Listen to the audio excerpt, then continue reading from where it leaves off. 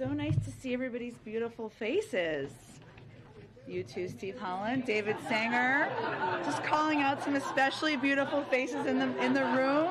Yes, handsome devils. Okay. Just wanted to note one thing before we get started. As you all know, later today, the President will sign the Ending Forced Arbitration of Sexual Assault and Sexual Harassment Act into law. The bill amends the Federal Arbitration Act to make it easier for victims of sexual assault or harassment to go to court instead of being forced into arbitration by their employer. This law will affect the more than 60 million workers who are subject to mandatory arbitration clauses in the workplace, often without realizing it until they come forward with a claim against their employer. President Biden has long spoken against forced arbitration clauses in employment contracts, and today marks an important milestone in empowering survivors of sexual assault and sexual harassment and protecting employee rights. The bill would not have been possible without bipartisan work, including from those members of Congress who will be in attendance today, Representatives Bustos and Representative Griffith and Senator Gillibrand and Senator Graham. Also wanted to note, it is Aisha Roscoe's last day in the briefing room seat before, yes. Thank you for all of your work. And she's going on, you've already announced this. I feel like I'm announcing news, but it's been announced, to host Weekend Edition for NPR as an NPR listener. I look forward to being in my sweatpants and coffee and listening to you this weekend. So congratulations and thank you for all of your work on behalf of the American people. With that, Colleen, why don't you kick us off? All right. So I wanted to ask about oil prices. Sure. They're already about $111 or so a barrel. Pelosi has come out also in support of banning Russian oil. So why keep the carve out, especially when oil, with the argument that Putin is going to not benefit from oil. You know what I'm trying to say? Yes, I think I do know what you're trying to say. Well, our objective and the president's objective has been to maximize impact on President Putin and Russia while minimizing impact to us and our allies and partners. And I know you've heard me say this a few times before, but we don't have a strategic interest in reducing the global supply of energy.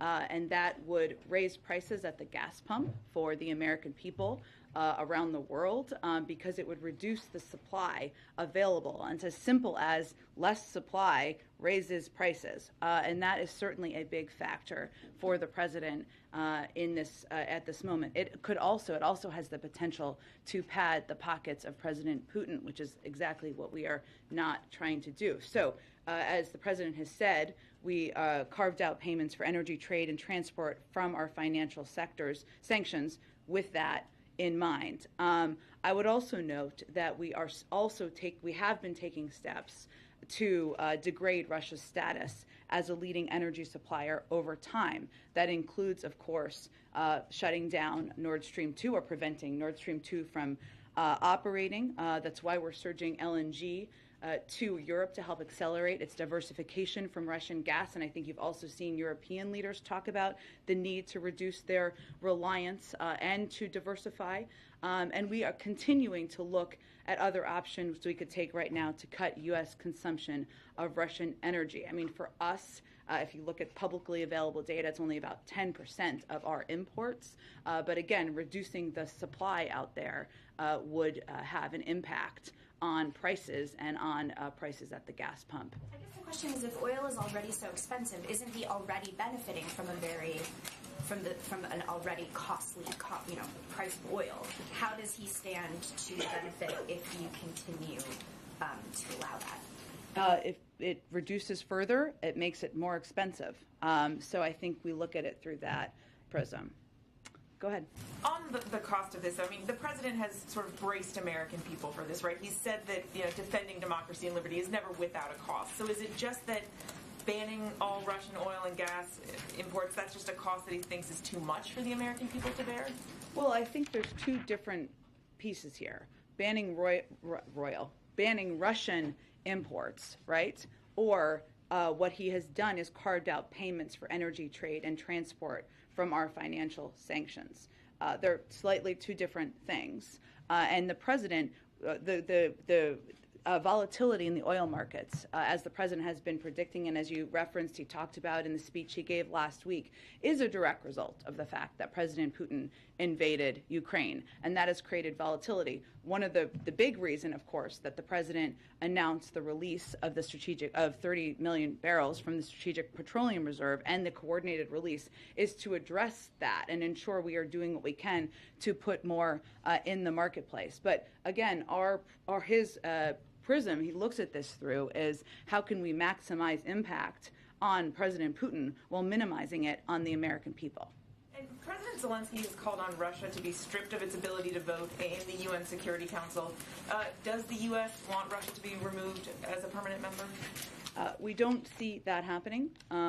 We certainly understand, they have a permanent seat on the Security Council. Of course, that is why it's so particularly disturbing that Russia, given its particular responsibility for upholding the UN Charter, is actively subverting the Charter and abusing its position. The fact is they have a permanent, we're really focused on isolating them, on isolating Russia and holding them accountable. And as you know, that's what we and our allies are focused on doing. Go ahead. President Zelensky is calling again for a no-fly zone over Ukraine. Is that something you're giving any thought to at all? Again, the reason why that has not been a step the president has been willing to take or we have been interested in taking is because a no-fly zone requires implementation. It would require essentially the U.S. military shooting down Russian planes and prompting a potential direct war with Russia, the exact step that we want to avoid. When the president of Finland visits tomorrow, does the president want to talk to him about joining NATO? Well, the president is looking forward to welcoming the president of Finland tomorrow to the White House to continue their conversations about enhancing our strong bilateral relations. I would note that they have spoken twice in the last few months, once on December 13th and again on January 18th. I would expect they will discuss the U.S.-Finnish defense relationship, which is very strong and, in fact, complements Finland's close partnership with NATO. Along with Sweden, Finland's status is as an enhanced opportunity partner for the alliance, which helps ensure strong defense and close security ties in the Baltic Sea region. But it remains for any country, up to that country and up to members of NATO to determine any path forward there. Lastly, Russia's been cracking down on independent media and dissent at home. What's your reaction to that? We have seen that and are deeply concerned. Let me give you some specific examples because as journalists yourself, I think you will hear it as quite jarring. One moment, sorry, I just want to find all the specifics in here. Thank you for your patience. 1 second. Okay. The Kremlin right now is engaged in a full assault on media freedom and the truth. Let me give you some examples. Today, independent media sites such as Echo Moscow Radio and TV Rain are off the air and threaten to block, they kicked them off the air, and they threaten to block online platforms such as VOA Russia. We've seen Russia prohibit Russian media from referring to what they are doing in Ukraine as, quote, a war, or, quote, an invasion, or, quote, an attack. They are banning their use of terms even, allowing media to use only government-sourced information to report on the war. They've called a special session of the parliament to consider a bill to make unofficial reporting on Russia's further invasion punishable by up to 15 years in prison. They've arrested more than 7,300 protesters, some immediately after they began to protest Putin's war of choice. They have blocked and shut down social media sites such as Twitter, Facebook, and Instagram, and they've limited the amount of dollars citizens can take out of the country. What they are trying to do is block any information about what they are doing to invade a sovereign country, and they're taking severe steps to do exactly that. Go ahead. Just to follow up, is the administration moving closer to banning Russian oil imports? I don't have any assessment of that for you. I just wanted to note the difference between them, or that there are several different components of options. I guess the question is, what's the calculus in waiting if it's ultimately the step that the United States is going to take? Well, there's a policy process that is undergone for any decision that is made. Sometimes those move rapidly, and often there are a range of factors that are discussed as those decisions are made. The Pentagon noted today that Russian convoy that's about 40 miles at least long is still stalled, largely, they believe. Yeah. Does the president still think, though, that ultimately Russia is successfully going to take Kyiv? That continues to be their aspiration. I think the Pentagon also noted that they now have 90% of their military combat power pre-staged at the Ukrainian border is now in Ukraine. They've launched more than 480 missiles at Ukraine in the invasion. That's about up from 450 since Thursday. So they are continuing to take aggressive steps and move towards their ultimate objective, which is taking over Kyiv and taking over the country. Any assessment on timing for that? I don't have an assessment to offer from here. Go ahead. Oh, go ahead. Is there any situation where President Biden would sit down with President Putin in person again, so long as Russian forces are in Ukraine? I can't make an assessment of that, Caitlin. Right now, they're invading a sovereign country and continuing to escalate every day. We're never going to take diplomacy ever off the table, but again, now's not the moment for that. But why not rule out an in-person meeting if his forces are in Ukraine, a sovereign country? Again, we have discussions internally about what the best steps are to de-escalate what is clearly a horrific conflict on the ground. Now is not the moment. We're not planning a meeting between them or an engagement or a call. The president's been very, very clear about that. But we'll have those discussions internally and weigh the range of factors. Go ahead. Thanks, Jen. We understand that new U.S. sanctions against oligarchs are going to be announced this afternoon. Yeah. Individual oligarchs might be named. Yes. How is the White House choosing which oligarchs to sanction? Do you start with the richest ones or the ones with the closest ties to Vladimir Putin? We look at one of the big factors is, of course, the proximity to President Putin. We want him to feel the squeeze. We want the people around him to feel the squeeze. I don't believe this is going to be the last set of oligarchs. Making them a priority and a focus of our individual sanctions is something the president has been focused on. And I understand that a travel ban is going to be one component of this announcement. What about oligarchs who are already here? Will they have to leave the country immediately? Let me check on that for you. I think we'll have some sort of backgrounder on this to get you more details, and the president will have more specifics himself in about 30 to 45 minutes, depending on how close we are in time. Okay.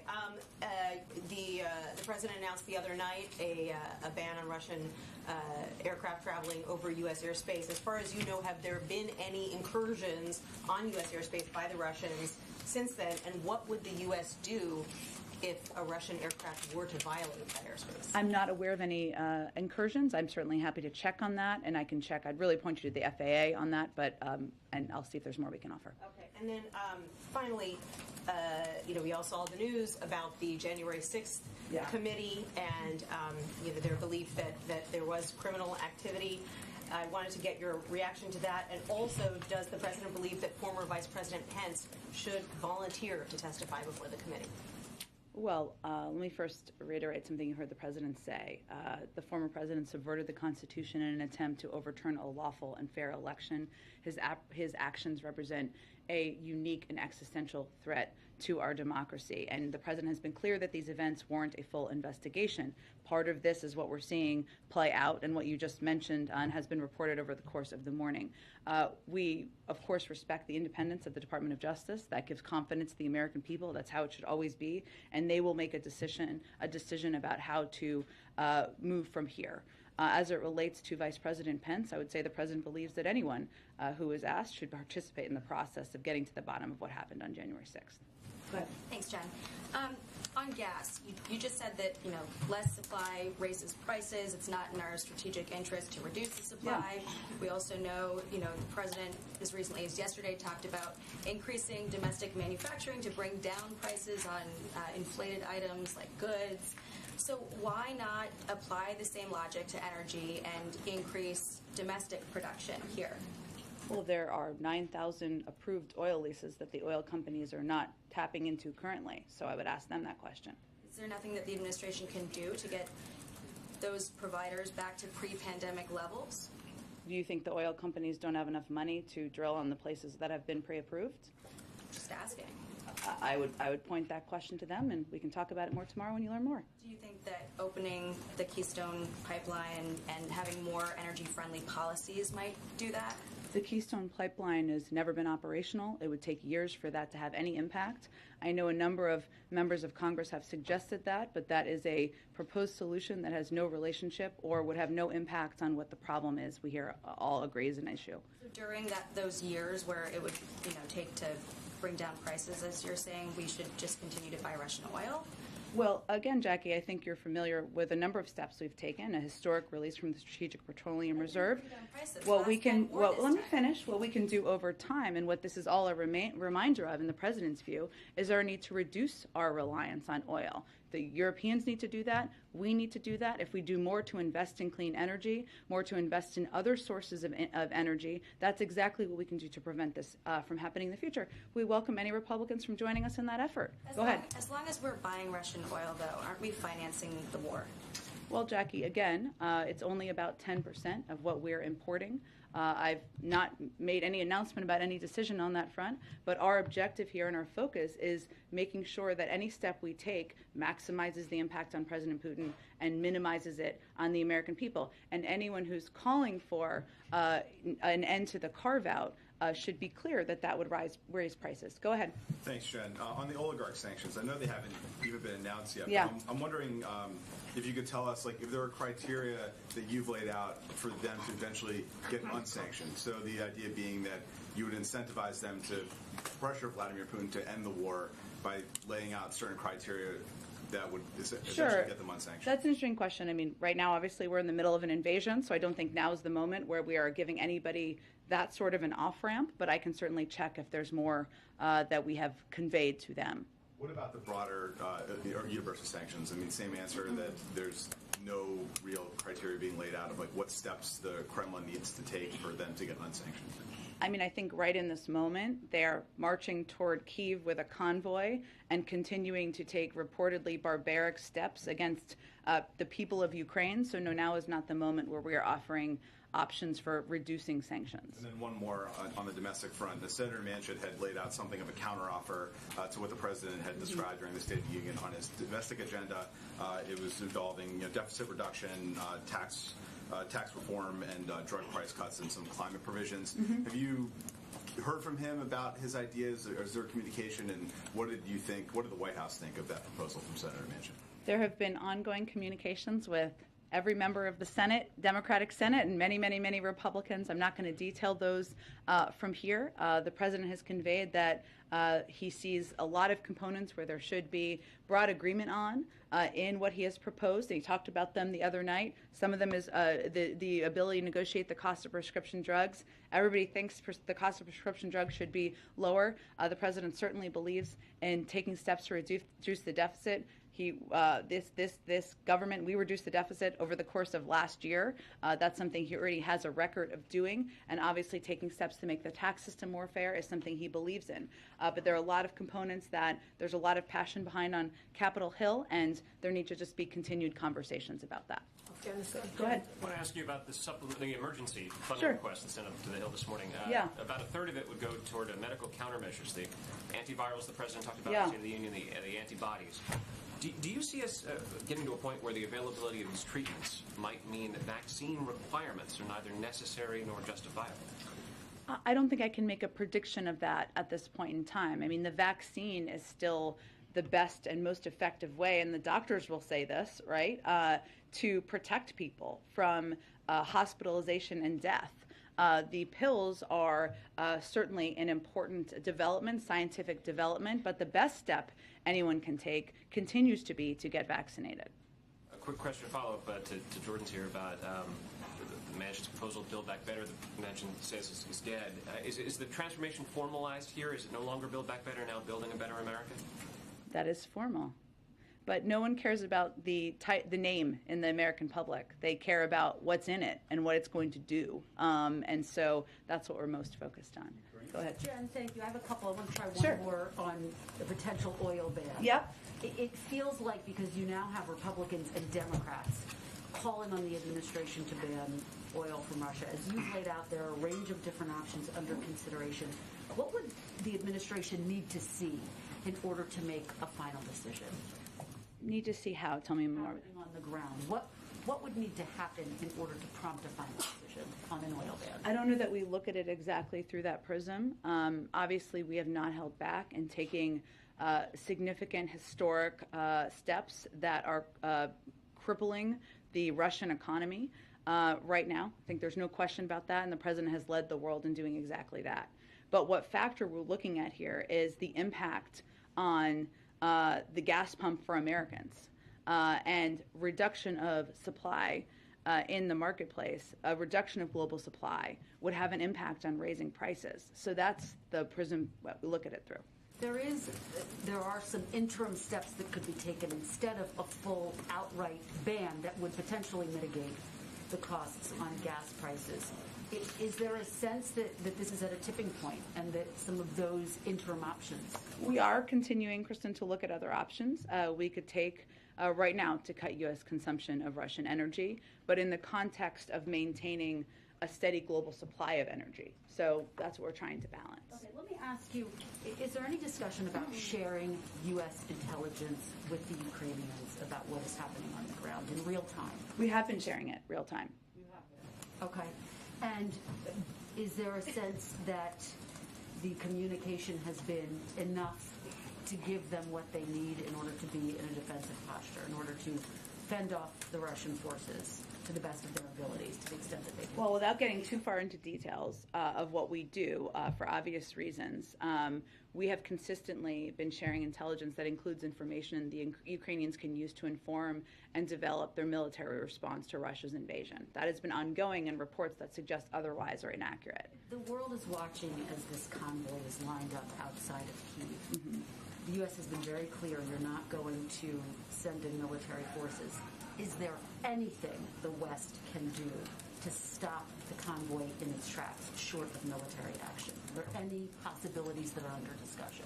Well, one of the reasons the president pushed to expedite the delivery or the approval and delivery of a security package over the weekend was to give them, the Ukrainians, more support, more equipment, more defensive weapons to utilize in this moment. But we are not reconsidering or taking steps that would prompt a war between the United States and Russia. And if I could, there was a little bit of breaking news as we were coming out here. You may or may not be aware of it. Ukraine has said it's agreed with Russia to create safe corridors backed by ceasefires to evacuate civilians, deliver aid. Is the U.S. aware of this? Will the U.S. assist in this? What can you tell us? We will continue to assist efforts supported by the Ukrainians. I obviously haven't talked to our national security team about this yet. I will venture to do that, and we can get you all any more specifics from here after the briefing, if that's helpful. Go ahead. Thank you, Jen. President Putin spoke today with Saudi Crown Prince Mohammed bin Salman about the sanctions Russia is facing and specifically about global energy supply. Given the volatility of oil prices, does President Biden have any plans to talk to the Saudi Crown Prince? Well, a couple of weeks ago, I would note, Brett McGurk and Amos Hochstein made a trip to Saudi Arabia to talk about a range of issues, including global energy markets, as well as Yemen. And we will continue to have a range of ways we engage with the Saudis. The President has no plans to talk to the Saudi Crown Prince? I don't have anything to predict for you at this point in time. And President Zelensky has said Russia's actions clearly constitute a war crime. UK Prime Minister Boris Johnson also said that Russia's targeting of civilians fully qualifies as a war crime. The President wouldn't go that far when he was asked yesterday. Why has he been reluctant to label Russia's actions a war crime? Well, there is a process, and we have stood up a process internally, an internal team, to assess and look at and evaluate evidence of what we're seeing happen on the ground. That is a standard part of our process in the U.S. government.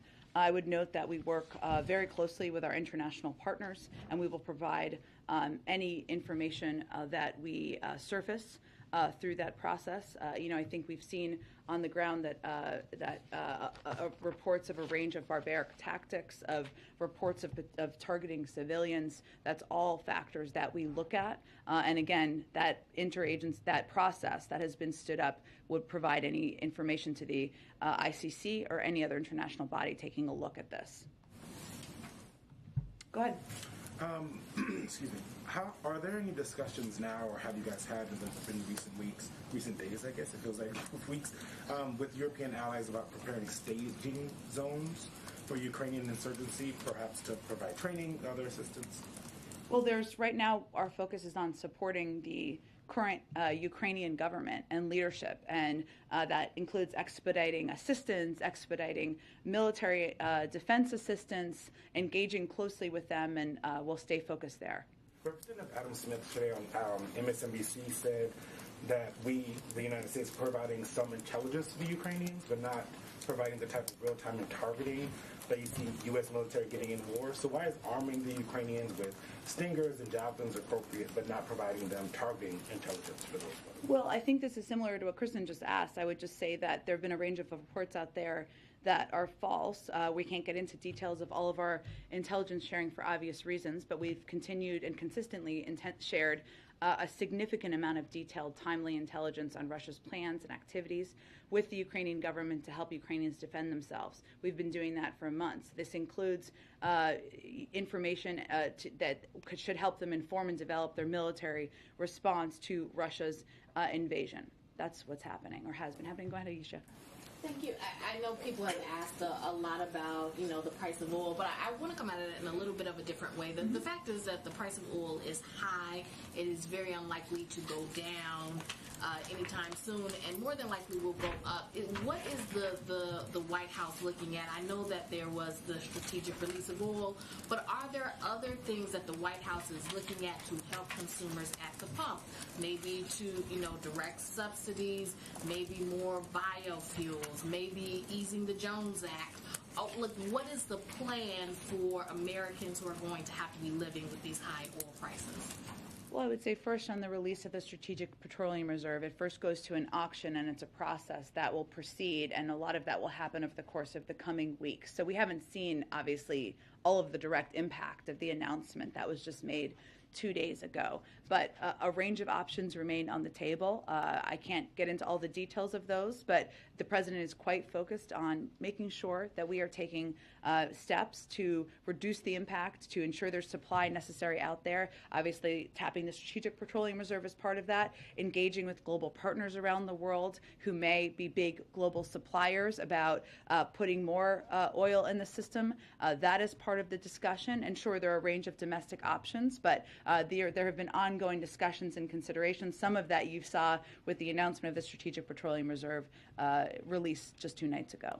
What does the White House say to American consumers? Like, should American consumers right now be thinking, okay, I'm going to have to pay a lot more at the pump going forward? Should they be taking that into consideration when they're buying cars? Or, should they try to buy more fuel-efficient cars or saving their money? Like, what should they be doing practically at this moment, considering the price of gas is going to affect them?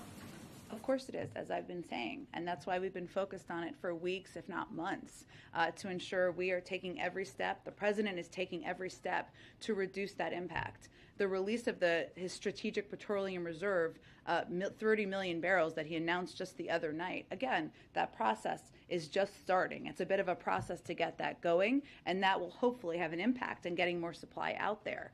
But we would say directly to consumers, the president is going to do everything we can to reduce the impact, to make sure that we are working with our partners around the world to address the volatility in the global oil markets, to consider a range of options that he can continue to take to reduce the impact that they're feeling at the pump. And this has been front and center on his mind since the beginning of this conflict. There was a call with Quad leaders today. India has a military relationship with Russia. Was that discussed at all? Or is there talk of, talking to India about that relationship that it has with Russia? Is there anything that the U.S. plans to do on that? Well, what I can tell you about the call, and we'll have a more comprehensive readout soon if it's not already out, is that the president felt it was a constructive conversation. He asked members, he suggested, or they all discussed, I should say, having members of their national security team follow up from there. But I'm not going to get into more details about the conversation beyond that. Go ahead. Thanks, Jen. Pivoting to the Supreme Court. Yeah. Can you respond to some of the criticisms that Senate Minority Leader Mitch McConnell laid out about Ketanji Brown Jackson? I think he said that she won't shun court packing and that she's only had 2 opinions on the D.C. Circuit level. Sure.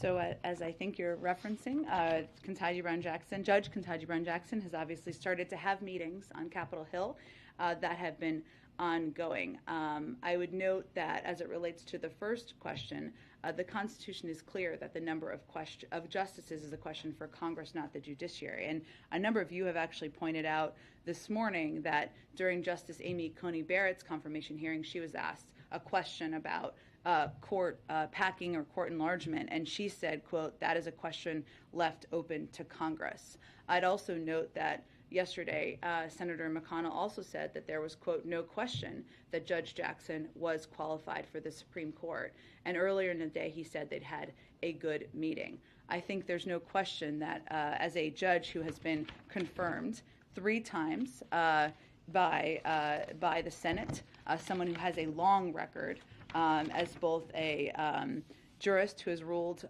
in the direction of Democrats and Republicans, that she is someone who is eminently qualified for this job, which is why the president nominated her. One more on the State of the Union. Yeah. The president repudiated the phrase defund the police, and I wonder if you can talk a little bit about the genesis of that line in the speech. Was it about rising crime in American cities or Republican attacks? And there's also been criticism, that he did not talk about police accountability more in the State of the Union. I wonder if you can respond to that as well. Sure. Well, on the first part of the question, that's been the president's view for decades. He's never been a supporter of defunding the police. He made that clear on the campaign. There has been attempts to mischaracterize his position and the position of, frankly, a number of his Democratic colleagues. And yes, it is true that in the State of the Union, the president felt it was important to speak to safe communities, the steps that he would continue to support to ensure there was funding for local police departments. But that has been his position for decades. It was simply a restatement of that.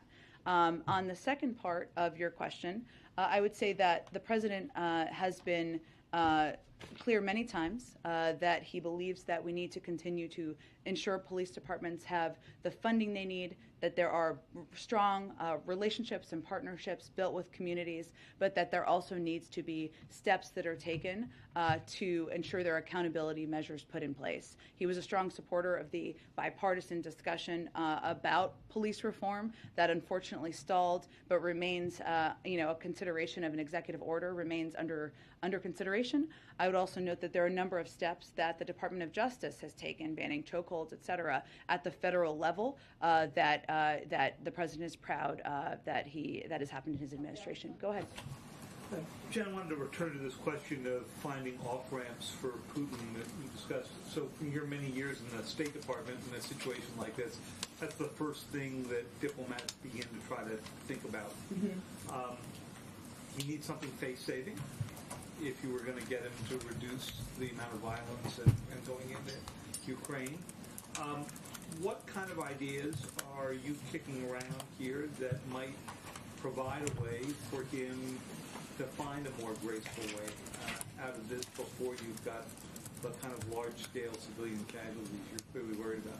Yeah, I think, David, we have provided many off-ramps to President Putin through the course of the last several months. I know there have been a range of discussions about transparency measures, about positions of missile defense systems that have been undertaken for the last several weeks. It's going to be very hard to have for diplomacy to succeed without military de-escalation. And whatever we do, we're going to do that in lockstep with our partners and allies. Secretary Blinken is leaving today for Brussels. He's going to meet with NATO, the EU, and the G7 allies and partners to continue our close coordination before heading to Poland, Moldova, and the Baltic countries. But again, our effort and our focus right now is continue to work with our allies and partners to implement these sanctions, put the pressure on, and leave the door open to diplomacy, of course. But it's difficult to do that in the middle of a war. So if there is de-escalation, if you could get a ceasefire, for example, before Kiev turned into more of a ruin, is the administration willing to then suspend some of the sanctions that they recently announced? I'm not going to lay out conditions from here. I think those are conversations. There'd be a range of conversations if there are de-escalatory steps that we would have with our European partners. And obviously, Secretary Blinken will be playing a front and center role in doing exactly that. One last one for you. President Zelensky, in a news conference he gave a few hours ago, said that the West should recognize that where Putin is headed toward, he said, was Berlin. I mean, his point being that he wanted to take this war beyond Ukraine. Mm-hmm. Is that the administration's current assessment based on what Putin has said in public? in his conversations with Macron, with the president, and so forth? I think we all watched the speech, which now feels like it was a year ago, but was only last week, where he made clear he had broad ambitions of what he wanted to achieve. It is also true, though, that NATO has never been more unified, thanks in part to President Putin's aggression. And there are a range of countries that are exactly in that region who are NATO partners and allies. And President Putin would have to make a decision to go into a country where there is a NATO alliance, where there's Article 5 obligations, should he decide he wants to proceed beyond.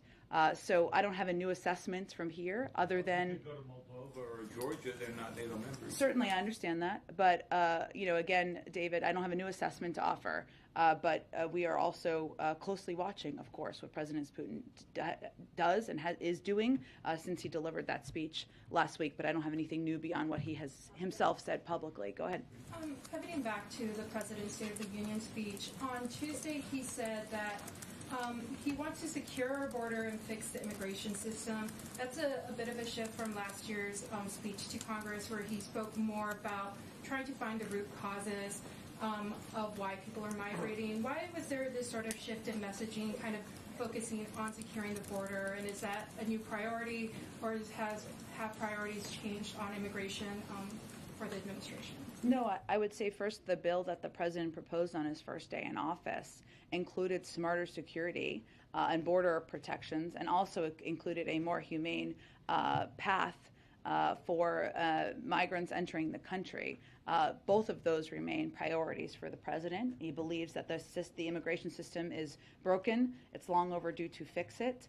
He also believes, and worked on this very closely as vice president, that addressing the root causes is one of the central steps we need to remain focused on, even as we're trying to address the current circumstances at the border. Then why was it important for the president to say advocate for securing our border? I know he's been criticized heavily, by Republicans, by certain folks on, how he's handled immigration at the border. So is that important for him to say? Well, that's part of his bill that he proposed, so it's consistent with his policies. And one last question: has there been any discussion on ending Title 42? I know we've talked. The president even talked about it on Tuesday about how we're moving past the pandemic. This is obviously a policy that's been kept in place because of the pandemic. Has there been any discussions on ending that? Well, that is a decision for the CDC to make. I believe Dr. Walensky said yesterday that she's reviewing that decision, so I can't get ahead of any decision she makes, but she is looking at that, and that's an assessment they make from the CDC. Go ahead, Karen. Thanks, Jen. Back to the oligarchs and the sanctions. You had said earlier that you want Putin to feel the squeeze and the people around him to feel the squeeze. How does the administration feel that these sanctions could actually change his behavior and result in de-escalation? What evidence is there that the sanctions like this would work for what you want to achieve right now? Well, it's a factor. It's not the only factor, right? But what we're talking about here is seizing their assets, seizing their yachts, and making it harder for them to send, their children to colleges and universities in the West. These are significant steps that will impact the people who are closely around President Putin. It's not the only step we're taking. Obviously, the financial sanctions and the steps we've taken have crippled the financial sector so much in Russia that they've kept the stock market closed for a couple of days. So it's just an effort to get close to the people around President Putin. Canada announced a new program to expedite refugee arrivals and says there's no limit on how many can apply. Is there a conversation in the administration about raising the refugee cap to accommodate Ukrainians that would want to come here?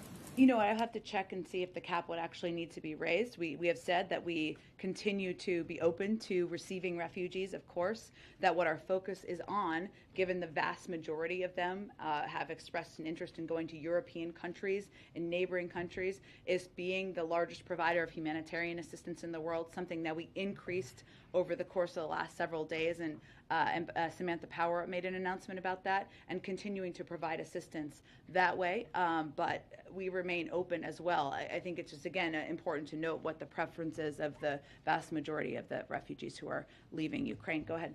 Oh, we got to wrap up in a second, but go ahead. Yeah, President Zelensky earlier said, calling for a no-fly zone again, said, if you don't have the strength to close the sky, then give me planes. Is the United States open to sending more air support to Ukraine?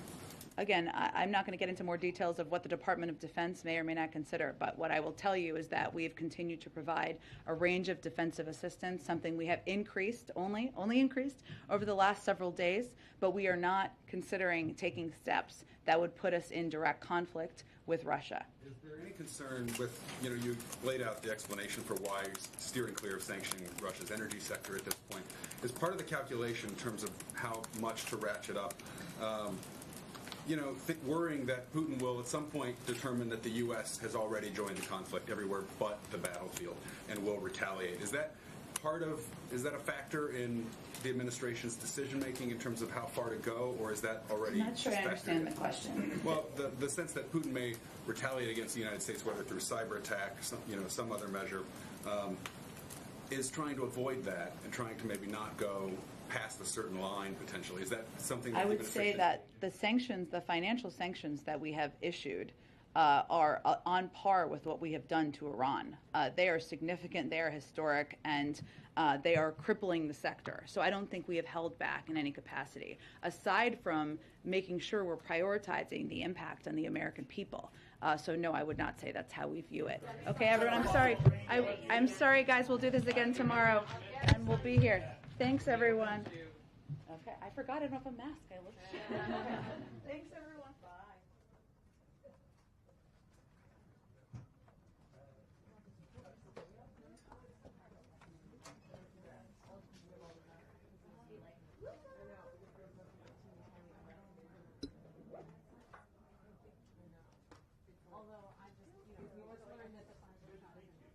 I know.